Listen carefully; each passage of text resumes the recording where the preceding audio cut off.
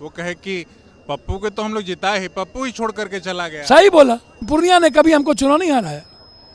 वो तो 9,000 से हम किसी तरीके से आज तक चुनाव हम हारे कहाँ पूर्णिया में। कौन बीजेपी वाले भी डबल इंजन की सरकार थी 17 सालों से, आज तक हाई डैम के मुद्दे पर कोई चर्चा नहीं हुई।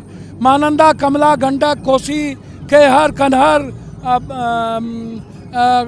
गंगा, आप ये नदी हमारे लिए अभिशाप बन गया जो वरदान हुआ करता था।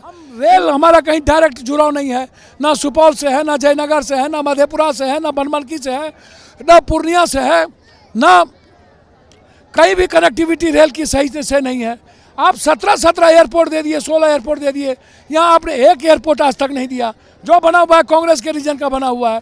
सारी फैक्ट्रियाँ बंद हो गई, एक भी फैक्ट्रियाँ नहीं है, चीनी मिल नहीं है, जूट मिल नहीं है, पेपर मिल बंद हो गई। हमारे यहाँ दुनिया वर्ल्ड का सबसे ज़्यादा मखान होता है, मक्का होता है, क्या कहते हैं, दूध होता है, सबसे ज़्यादा मखान होता है, लेकिन यहाँ एक फैक्ट्री नहीं है। आदमी क्यों जात पात में फंसा रहता है, हिंदू मुसलमान में, तोड़ने में, जोड़ने में, क्यों इतनी गंदी हरकत करता है सियासत और कुर्सी के लिए। 4 साल शेरशाह सूरी थे, इतिहास नहीं बदले। 2.5 साल कर्पूरी ठाकुर थे दुनिया में, इतिहास नहीं बदले। कौन चीज़ का कोशिश, किससे भीख मांगने गए? अरे इतना ही इसको औकात थी ना, गया था ना राम मंदिर, हैं? तो फिर नीतीश कुमार की जरूरत क्यों पड़ गई? चिराग और मांझी और कुशवाहा की जरूरत क्यों पड़ गई? संजय निषाद और पटेल की जरूरत क्यों पड़ गई? 10 बार ठगिएगा बिहार को, 10 बार। पार पार की लड़ाई होगी और पूर्णिया की जनता अपना पीएम सीएम खुद चुनेगा, किसी को चुनने की जरूरत नहीं है। नमस्कार, मैं विष्णु नारायण द जनताना के लिए पूर्णिया से। यहाँ सुबह करीब 12 बजे आना था। कुछ बड़े बुजुर्गों से बातचीत कर रहे थे हम, तो उन्होंने कहा कि 12 बजे आना था, 8 धीरे धीरे 7 बजने लगे हैं। तो इतने लोग जो आपको देखने सुनने आ रहे हैं, ये भारी उम्मीद भी है कंधे पर। सर, हमने उम्मीद का नाम ही तो पप्पू यादव है, विश्वास का नाम ही तो पप्पू यादव है, सपना का नाम ही तो पप्पू यादव है। जहाँ सारे रास्ते बंद होते हैं वहीं से तो हम शुरू होते हैं, वहीं से तो शुरू होते हैं। करके दिखाया है। डॉक्टर है, बिजली का मामला है, भ्रष्टाचार का मामला है, सबको मिटा के दिखाया है। बिजली का प्रॉब्लम था, कोरोना था, बाढ़ है, हर चीज़ बिना एमएलए एमपी के हमने दुनिया के लिए सेवा की है। सारी उम्मीदें मेरे लिए शून्य है। आदमी की नीयत सही होनी चाहिए, आदमी का विचार सही होना चाहिए, आदमी का रिश्ता सही होना चाहिए। आदमी कुछ भी कर सकता है, जब भगवान हो सकता है तो कुछ भी कर सकता है। आदमी क्यों जात पात में फंसा रहता है, हिंदू मुसलमान में, तोड़ने में, जोड़ने में, क्यों इतनी गंदी हरकत करता है सियासत और कुर्सी के लिए। 4 साल शेरशाह सूरी थे, इतिहास नहीं बदले। 2.5 साल कर्पूरी ठाकुर थे दुनिया में, इतिहास नहीं बदले। इतिहास बदलने वाले की लंबी पारी कहाँ रही है? लेकिन पप्पू जी, सवाल ये होता है कि पिछले बार भी आप मधेपुरा से विधानसभा का चुनाव लड़े, उससे पहले मधेपुरा से लोकसभा का चुनाव लड़े। जिस तरीके से चुनाव होता जा रहा है, बाइपोलर होता जा रहा है, एक ध्रुवी, 2 ध्रुवी, तीसरा ध्रुव खोल नहीं पा रहे हैं आप। सर, बिल्कुल बेफिक्र रहिए। ये दिल्ली पटना की धुरी खत्म है। यहाँ दिल्ली पटना को औकात का पता चलेगा, यहाँ की जनता तय कर ली है। पर पहले भी यहाँ से 4 बार, चौथे 3 बार इंडिपेंडेंट ही तो जीते यहाँ से। पूर्णिया ने कभी हमको चुनाव नहीं हराया। वो तो 9,000 से हम किसी तरीके से आज तक चुनाव हम हारे कहाँ पूर्णिया में। वो तो 9,000 से लिफाफा छाप के चलते हमारा डेमी कैंडिडेट था, वो हार गए, हम उसके चलते हार गए। उसको 98,000 वोट मिल गया, 88,000। हम कभी नहीं हारे। हमारी माँ इंडिपेंडेंट लड़ी, वो भी थोड़े वोट से मात्र हारी। जिस जगह भवानीपुर से आपने इस पूरी यात्रा की शुरुआत की, वहाँ एक बड़े बुजुर्ग मिले, वो कहे कि पप्पू के तो हम लोग जिताए ही, पप्पू ही छोड़ करके चला गया। सही बोला। क्यों चले गए? नहीं, हम छोड़ के नहीं चले गए। हम जब हार गए तो फिर मधेपुरा में लालू यादव ने छोड़ा, तब हम ये किए। हमको पूर्णिया ने कभी नहीं छोड़ा। सही कहा उन्होंने, सही कहा। अगले बार हम चुनाव इसलिए नहीं लड़े कि मैडम कांग्रेस से लड़ रही थी और यहाँ कांग्रेस ने कैंडिडेट दे दिया था। अब मैडम लड़ रही थी सुपौल से, तो हमको यहाँ छोड़ना पड़ा। सवाल नहीं उठता था पूर्णिया छोड़ने का। मधेपुरा के लोगों, सिंहेश्वर के लोगों ने बहुत प्यार दिया, मधेपुरा के लोगों ने भी हमको बहुत जिताया, लेकिन वहाँ जो जात पात की प्रकाष्ठा है ना, जो पूर्णिया में नहीं है। पूर्णिया जात पात से बहुत ऊपर है, हिंदू मुसलमान से बहुत ऊपर है। यहाँ यहाँ यहाँ सिर्फ सेवक, यहाँ सिर्फ बेटा, यहाँ पीएम और सीएम अपने बेटे को यहाँ देखता है, यहाँ पीएम सीएम को कोई नहीं देखता है। पीएम सीएम से याद आया, सीएम फिर से बदल गए, फिर से सीएम ने इस्तीफा देके शपथ। सर मैं व्यक्तिगत उनकी इज्जत करता हूँ, मैं उनके बारे में कुछ नहीं कहूँगा। बस मैं इतना कहता हूँ कि बिहार का जो इतिहास था ना, जो वर्ल्ड को गर्व होता था बिहार पर, बिहार की मीम और बिहार की स्थिति आज दुनिया में पॉलिटिकल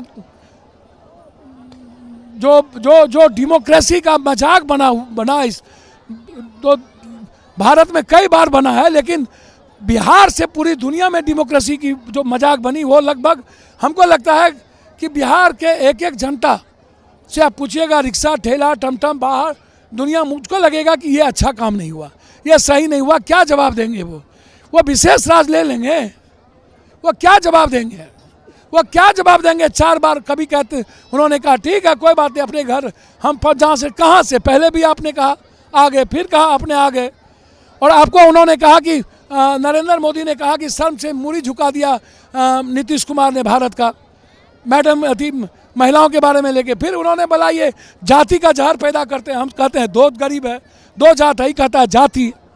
और फिर बीजेपी वालों ने तो कोर्ट तक गया कि जाति जनगणना सही नहीं हुआ, गलत किया है, जाति जनगणना नहीं होना चाहिए। आरक्षण के बारे में टिप्पणी किए नरेंद्र मोदी जी, क्या जवाब देंगे जाति जनगणना के बारे में? भूमिहार राजपूत इस सब को नरेंद्र मोदी क्या जवाब देंगे? अब कौन सा, उन्होंने तो यहाँ तक कहा कि मांझी और रामविलास चिराग पासवान को गाली तक देता है ये दलित को, ये दलित विरोधी है। आज क्या कहेंगे? क्या दलित सच्चा है? क्या बोलेंगे वो कि क्या बिहार ने फिर से गौरव कर दिया? एक बार क्या जवाब देंगे नरेंद्र मोदी जी? एक बार फिर से कोसी सीमांचल के इलाके पे चले आते हैं। इस इलाके में जब मैं कभी भी आता हूँ, मैं जिस इलाके से आता हूँ वो भोजपुर का इलाका है। हम लोग वहाँ समृद्धि को पसरते हुए देखते हैं, यहाँ बहुत सिकुड़ते हुए देखते हैं। बाढ़ इस तरीके से काटती है इस पूरे इलाके को, कहीं पुल पुलिया का कनेक्शन की वजह से।